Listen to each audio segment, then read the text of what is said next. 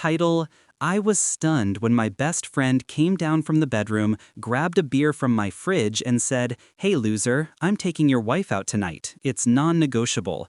In one quick move, all his teeth were in my hand. Start. He came down the stairs like he owned the house, barefoot, cocky, buttoning his shirt. He opened my fridge, grabbed a beer, and with a smirk said, "Hey loser, I'm taking your wife out tonight. It's non-negotiable." My ears rang, my vision sharpened. I didn't answer, I didn't argue. In one clean motion, my fist collapsed his smile, and when my hand came back down, his teeth were in it. That's when I knew the game had changed. He wasn't always the enemy. For years, he was the brother I chose. We built each other up from nothing, shared nights of laughter, secrets, and victories. When my father died, he was there. When he needed money, I gave without hesitation. He was best man at my wedding, godfather to my child. I thought loyalty bound us like blood, but loyalty was only mine. His was a mask. The cracks appeared slowly. Unanswered calls, whispered conversations cut short when I entered the room, her perfume clinging to his jacket, the way her laughter suddenly belonged to him. One night, I checked the cameras I'd installed in the garage for security. She thought I was asleep. He thought the walls didn't watch.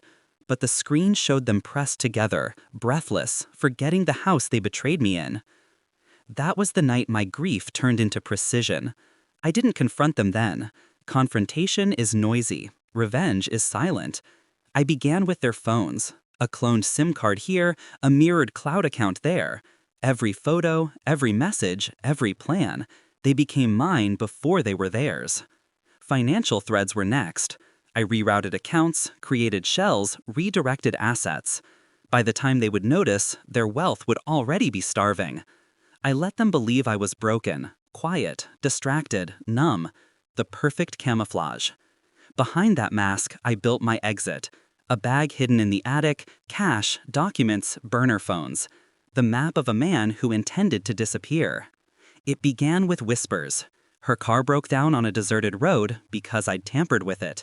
His promotion vanished overnight because the evidence I fed his boss left no room for trust.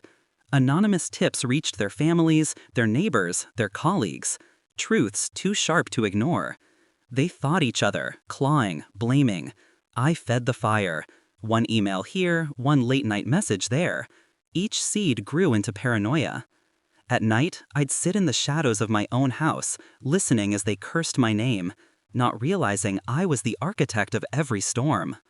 The final blow wasn't a fight. It was a dinner. I invited them both, told them I wanted peace, closure. They came dressed like a victory lap. Candles lit, wine poured, plates untouched. I slid 2 envelopes across the table. Her, photos of her with him.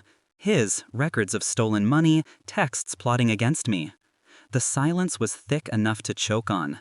Their faces drained, their hands trembled. I didn't need to shout. My calmness was the knife. "You both taught me something," I said. "Never confuse love with weakness. Never confuse trust with blindness." Then I stood, lifted my bag, the one I had packed months before, and walked away. I didn't slam the door. I left it wide open, letting the cold night air flood in. Behind me, they screamed at each other, their kingdom collapsing in real time. By morning, I was gone. No forwarding address, no traceable account, just a ghost who once lived in that house. From a distance, I watched their downfall spiral. She lost her job when the affair became gossip. He drowned in debt when creditors came knocking. Together, they rotted in the bed they made. They searched for me, I'm sure, but you can't find a man who has already buried his old self.